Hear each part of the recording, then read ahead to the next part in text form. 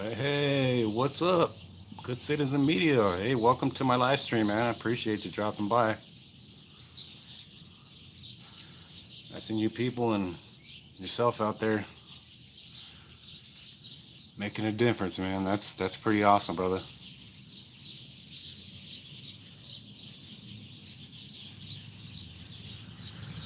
John Smith,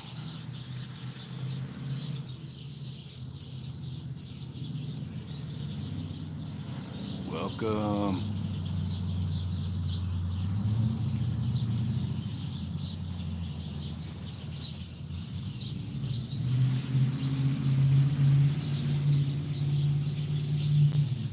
Yeah, I wasn't gonna come over here because it looked like it was gonna start raining, and me, I'm on my bike, so that's how I get around.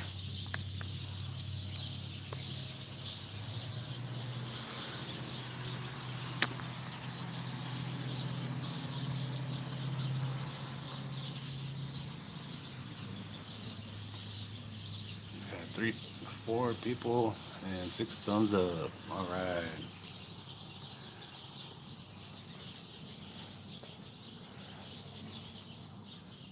Hi, Lori Croft. Welcome, welcome to Historic Railroad Avenue here at Historic Railroad Park.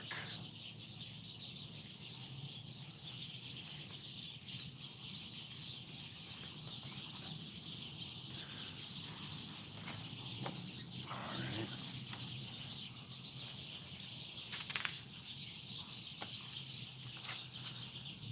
Go ahead and make one of you guys a mod here.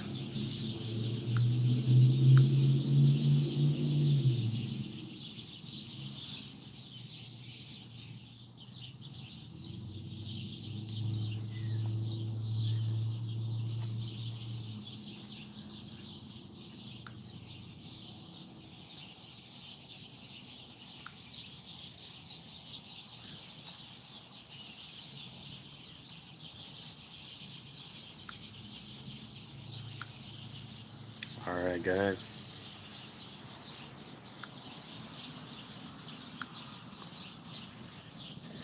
You guys are all mods, guys.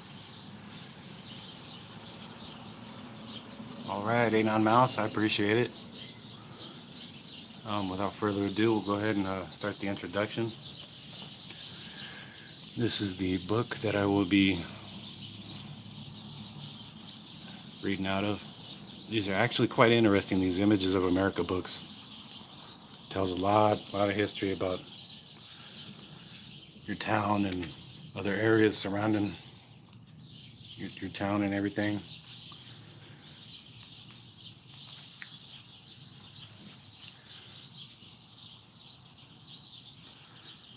Alrighty, guys. We'll go ahead and get into the intro. This is the introduction. Tombstone owes its beginnings to Ed Schiefelin, who prospected the nearby hills. From nearby Fort Wajuka, Schiefelin told a soldier that the mountains of rich colors looked like very promising for mineral wealth. The soldier sneered, "All you'll find in those hills is your tombstone." In February 1878, Schiefelin found a vein of rich silver ore and registered two claims as the tombstone and the graveyard. He took a north sampling to his brother Al in Signal, Arizona, and they returned to Tombstone with the sayer Richard K. Gerd, who had found the ore to be very rich in silver. Along the way, Ed located two more silver claims that he registered as the Lucky Cuss and the Tough Nut. Although Tombstone acquired a reputation as a hell-raising town, it also had four churches, a school, two banks, several newspapers, including the Epitaph, the Nugget, and the Prospector, an opera house, the Birdcage Theater, and Schiefelin Hall, which provided legitimate theater and a meeting hall for the Masonic Lodge. Tombstone, best remembered for the notorious gunfight at the OK Corral, had a population of 10,000 in 1881. A feud between the Earp brothers and Doc Holliday on one side and the Clans and McLaurys on the other side culminated in the famous gunfight on October 26, 1881. As Tombstone's population grew, so did its political power. In 1881, the original legislature established Cochise County with Tombstone as the county seat. Built in 1882 at a cost of $50,000, the Cochise County Courthouse is a stylish building that served as a symbol of law and stability in those turbulent times, with offices for the sheriff, recorder, treasurer, and the board of supervisors, as well as a jail and a courtroom.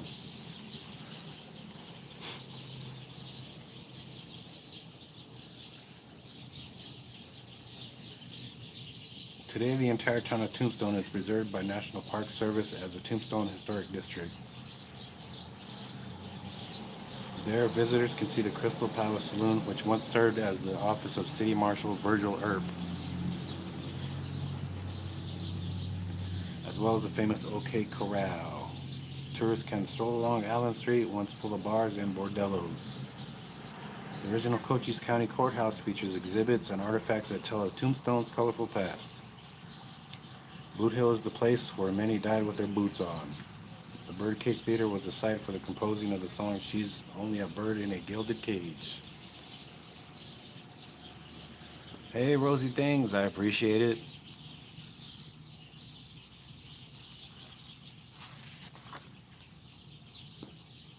Okay, guys. Chapter 1. Fort Wajuka and the Apaches. Let's scoot this over here.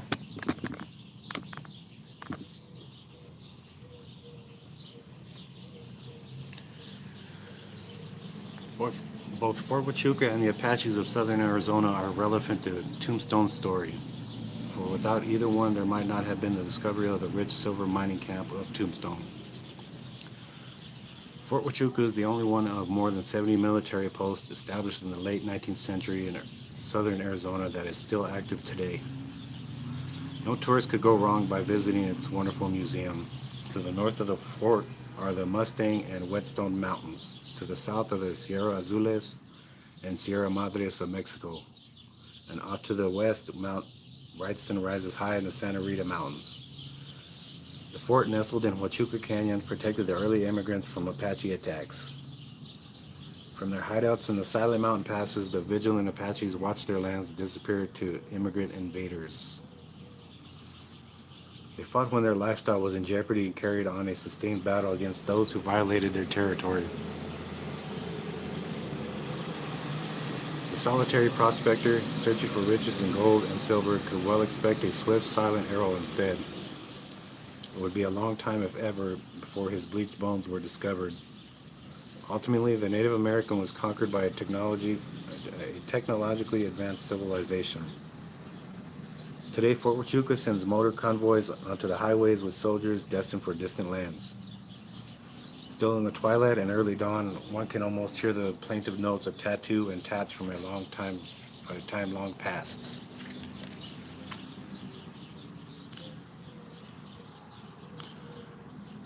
Soldiers participate in a Sunday parade at Fort Huachuca in 1880.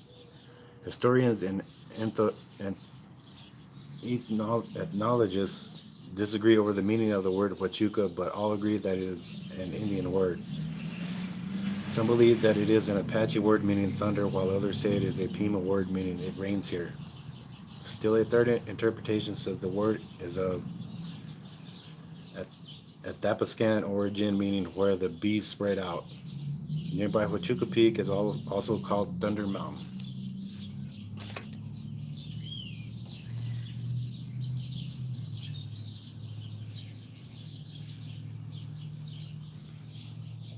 Those of you that don't know where Fort Huachuca is, that is in Sierra Vista, guys. Captain William Delaney fires the evening gun at Fort Huachuca in 1888. The soldiers of Fort Huachuca fell out in the morning and went to bed at night to the reveille taps and the ear-splitting thunderclap of a 12-pound Napoleon gun. At the second call, the details marched to the parade ground and were inspected by the post adjutant as the band played music such as the Secession Polka. The new guard mounted their prancing steeds and set out to relieve the old guard, providing a stirring spectacle.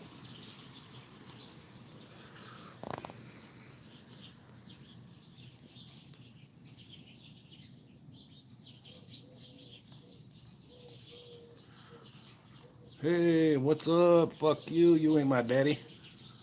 Tapatios. Welcome, guys. Like soldiers everywhere, the men at Fort Wajuka cursed wake-up call. These frontier soldiers were blasted out of bed to the sound of a 12-pound cannon. Pity the poor soldier with a hangover from a payday spree. A breakfast of mush or pork was served until around 5:30 a.m., but on Sunday soldiers were served bacon, eggs, pancakes, and strong coffee. Drill, inspection, and the workday routine, which included scouting, escorting pay wagons, stringing telegraph wires, and keeping peace at saloons and whorehouses, followed afterwards. Oh, whorehouses. Oh, man.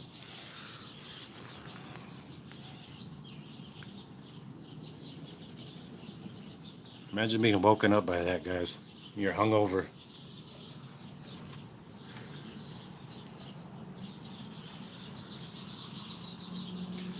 Captain Samuel Marmaduke Woodside, born January 9, 1939 in Toronto, Ontario, was described as 5 feet, 7.5 inches tall with blue eyes and light hair.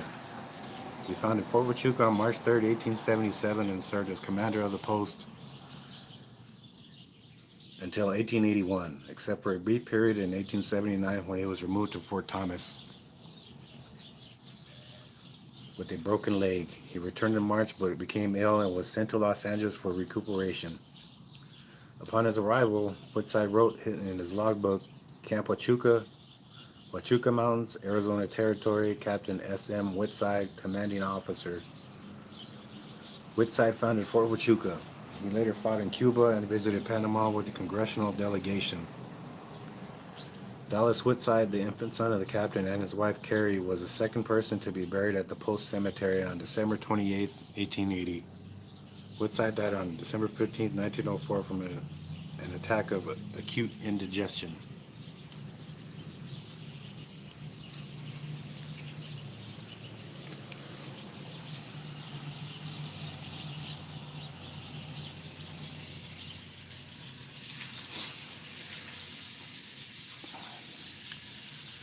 Major General Oliver Otis Howard served as commanding general of the Division of the Pacific from 1886 to 1888.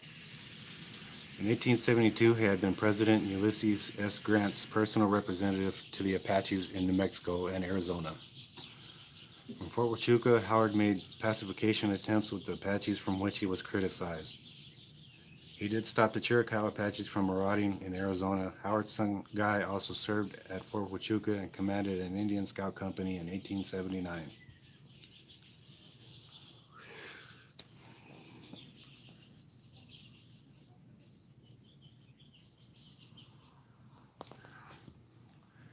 General George Crook and his military personnel camped near Fort Huachuca.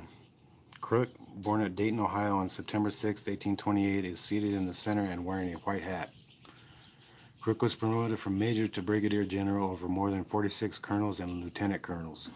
Although considered by many to be the finest of the Indian fighters, Crook failed to capture the wily Geronimo, and this situation ultimately forced his resignation.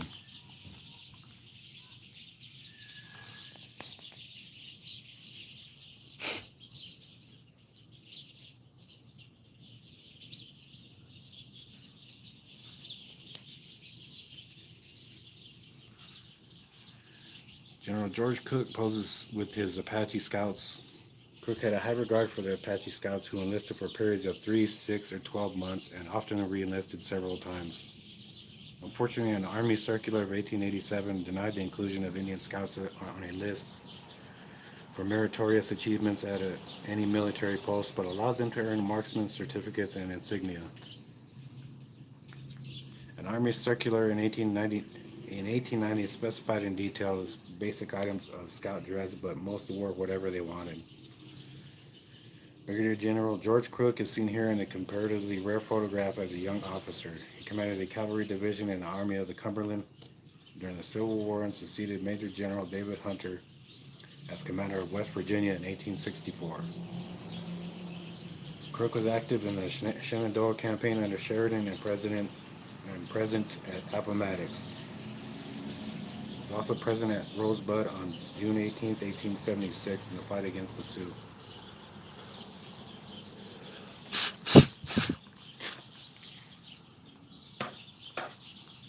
Alright, guys. Freaking bugs just bugging the hell out of me right now.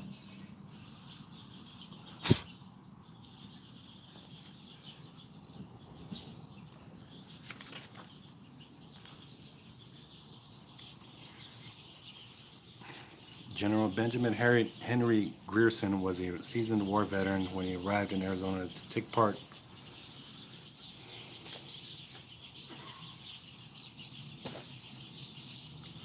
Excuse me, guys. I got fucking bugs just bugging around here, man. It's very annoying.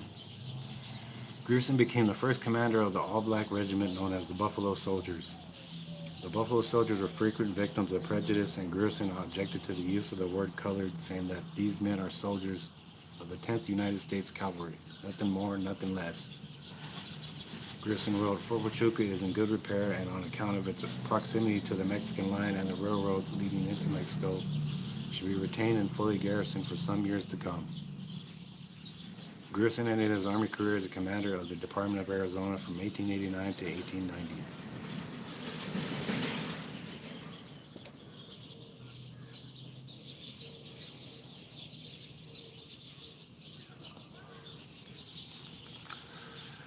Troop 1, 4th Cavalry poses for a picture in Bisbee Canyon in 1884.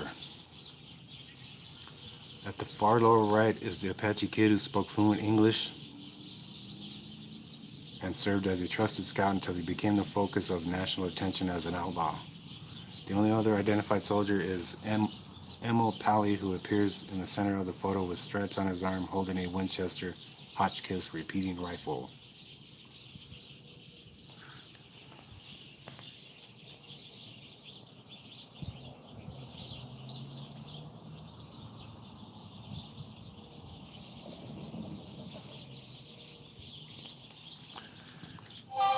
Lieutenant Charles Barricade Wood, an 1877 graduate of West Point, posted to the cavalry in the West, served under General Nelson Appleton Miles in Arizona and New Mexico.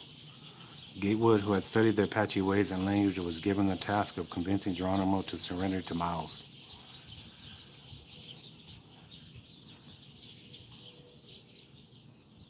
Miles became jealous when Gatewood got too much credit for Geronimo's capture and had him transferred to the Dakotas. While serving at Fort McKinley, Wyoming, Gatewood was seriously injured by a premature explosion when he tried to blow up a burning building to save other buildings. Gatewood was sent to Fort Monroe, Virginia for treatment, but died on May 20th, 1896 of stomach cancer. His body was transported by steamer to Washington, D.C., where it traveled by Caisson to Arlington National Cemetery for interment with full military honors. He is buried in Section 1 of Arlington National Cemetery alongside his beloved wife, who had traveled the West with him. Oh yeah, just imagine being alive in those years. Look at the way they used to live in the deserts, inside teepees, everything on horseback. Oh yeah, man. Yep. And the goatees too, man. And the beards and everything. A group of Apaches surrenders to General Miles. This photo includes the scout Martine, third from left, middle row, who traveled with Lieutenant Gateway.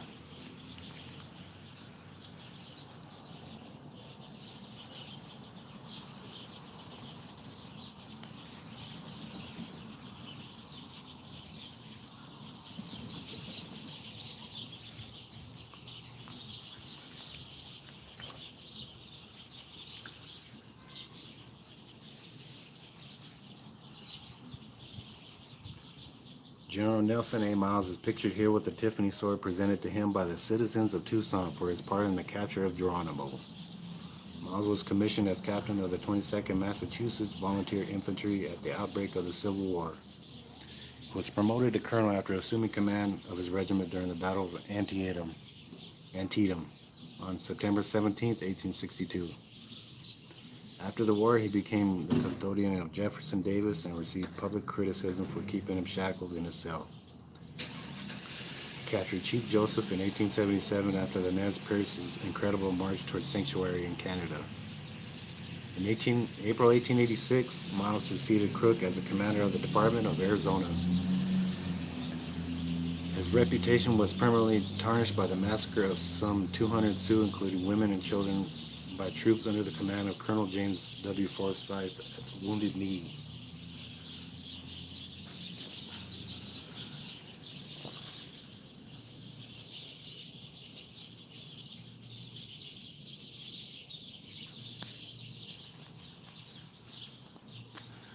General Nelson Miles assembles his prestigious staff at Fort Bowie as he planned the capture of Geronimo. Picture from left to right are Dr. Leonard Wood, who later ran against Theodore Roosevelt for president, Lieutenant Robert Fisher Ames, who was found guilty of conduct on becoming an officer and a gentleman when Lieutenant C.J. Janney committed suicide after he accused Ames of improper relations with his wife. Wow. Lieutenant Wilbur Elliott Wilder, 4th Infantry, who received the Medal of Honor for helping a wounded soldier under heavy fire. Captain Henry W. Lawton, 4th Cavalry, who escorted Geronimo to his meeting with Miles. General Nelson Miles, Department Commander Captain William Alexis Thompson, who in 1903 taught military science at Sergeant John College in Annapolis. Major A.S. Kimball, Quartermaster, Lieutenant J.A. Dupre, and Lieutenant Thomas J. Clay.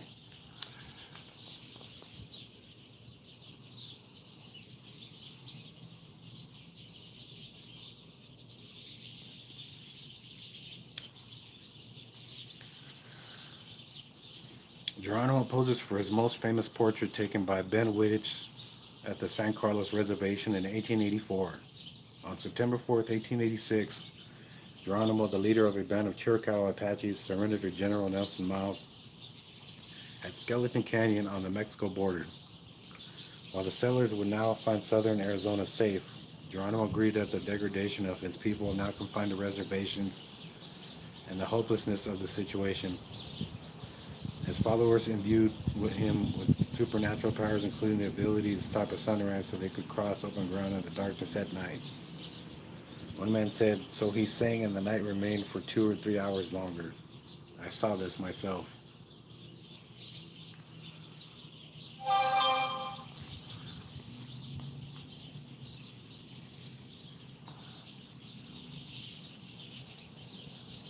I don't know if you guys have ever seen that picture before, but yeah, that's Geronimo. It was taken at the San Carlos Indian Reservation. Okay, Mama Noam, welcome in.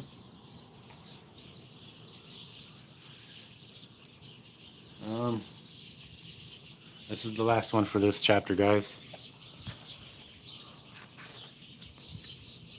It's just a map of Fort Wajuka, 1881. Yeah, man, you know how long it took to reload them guns, man. You had to have the gunpowder and the little thing to push the gunpowder down in there and everything else, man.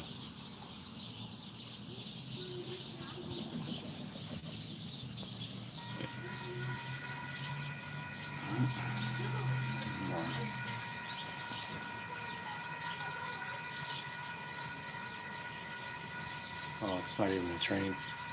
It's just one of them workers there.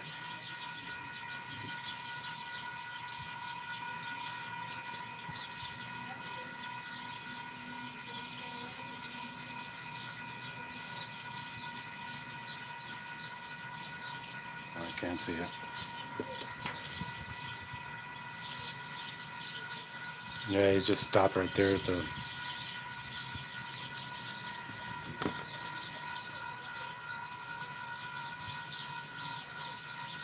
That's just one of the railroad workers there in their truck.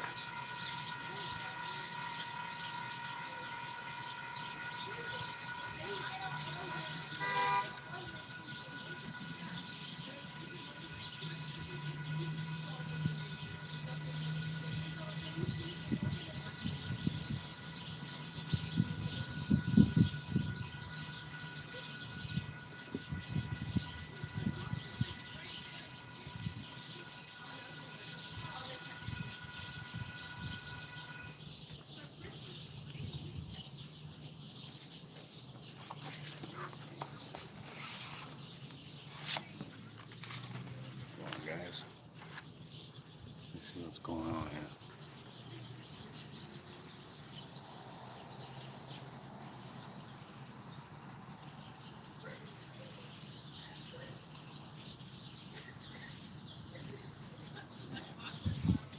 Alright.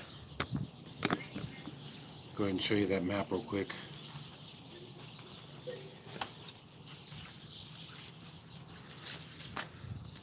Yeah. It's the map of Fort Wajuka, 1881.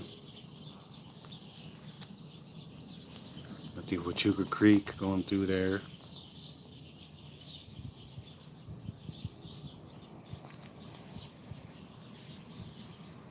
Sure, these are all the. Got the hospital, the chapel, captain's quarters, lieutenant's quarters, kitchen. Oh yeah.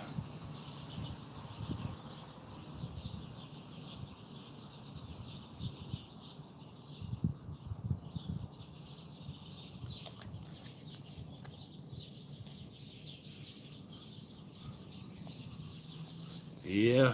Yeah, I did, Joe. Welcome in, man.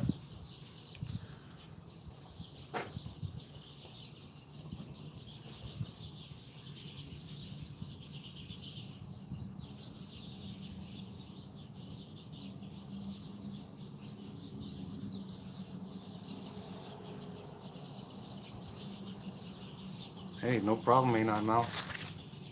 It's always a pleasure having you guys here to support, man. Even if it's just a few of you guys in chat, man, that it really does mean a lot.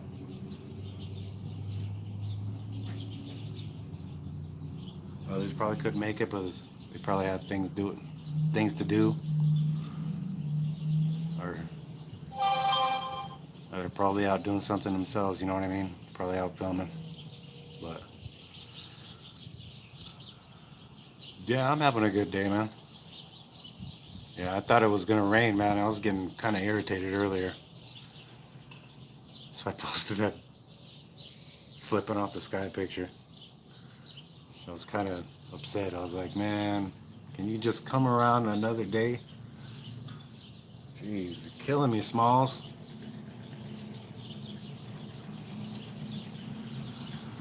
Yeah. Yeah, that's it, guys. I'm gonna go ahead and continue tomorrow with the weather pending. So hopefully, we'll be back here tomorrow at my usual time, about 5 p.m. Mountain Standard Time, guys. Arizona time. So with that being said, I appreciate the fire ring and the sky picture. It was cool. Yeah, man, that was like that tripped me out. Yeah, yeah. Thank you guys for watching, man. If you guys haven't hit that like button, make sure you do before I cut the stream. And as you guys know, the video will always be public, so you guys can go watch it if you guys please, and share it around if you guys have to, man. To whoever might like this kind of stuff. So until tomorrow, guys. Appreciate everybody. Good Citizen, Joe and Misty, Lori Croft, Mama Gnome, Two Tapatios. Yeah, I'm gonna go ahead and make you a moderator, bro. You made me a moderator a long time ago, so it's only right.